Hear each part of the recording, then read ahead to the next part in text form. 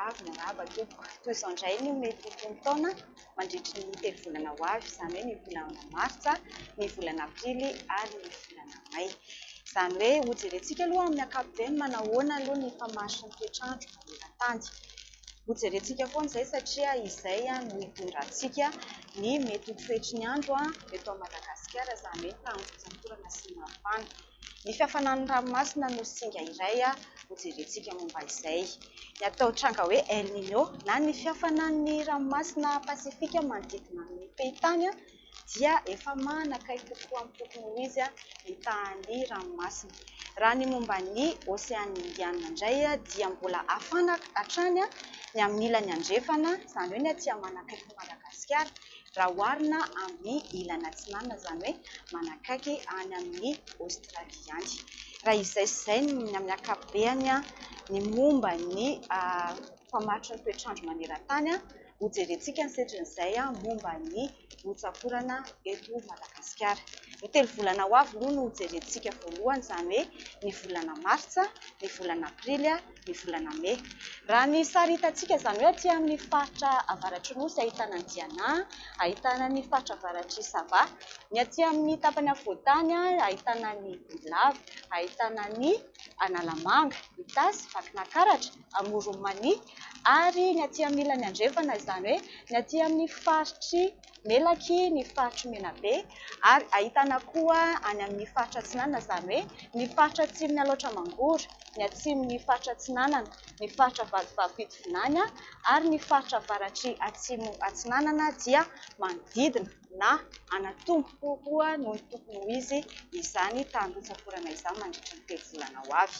Raha ho jerentsika ny ambiny, izany hoe ahitana ny Sofia, Betsiboka, Boeny, ny tapany avaratry faritry Alaotra Mangoro, ny aty amin'ny faritra atsimon'ny Sava, ny Analanjirofo, ny tapany avaratry ny faritra atsinanana, ny faritra Haute-Matsiatra, ny Orombe, ny faritra atsimo andrefana, ny faritra Androsy Anosy ary ny tapany atsimon'ny faritra atsimo atsinanana dia manodidina na ilatsaka ny tokony ho izy ny resaka otsakorana izay.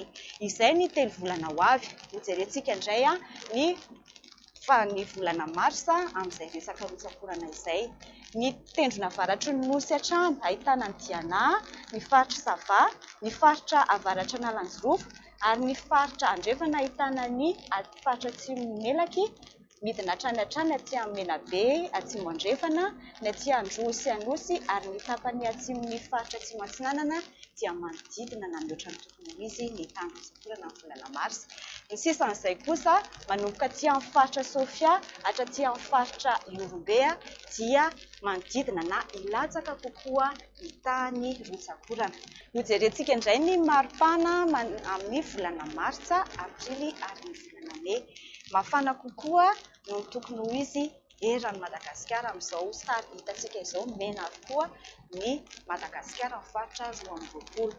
Raha momba ny volana martsa indray kosa dia hafana kokoa isika manerana Madagascar, afa-tsy any amin'ny faritry Sofia, ny faritry Boeny ary aty amin'ny faritry Anosy dia manodidina na hafana kokoa no tokony ho izy izany maripana izany.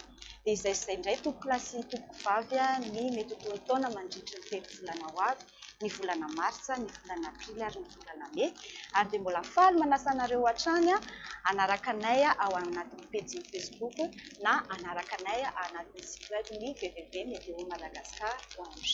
Dia misaotra tompoko nanaraka hatramin'ny farany dia amanaraka indray.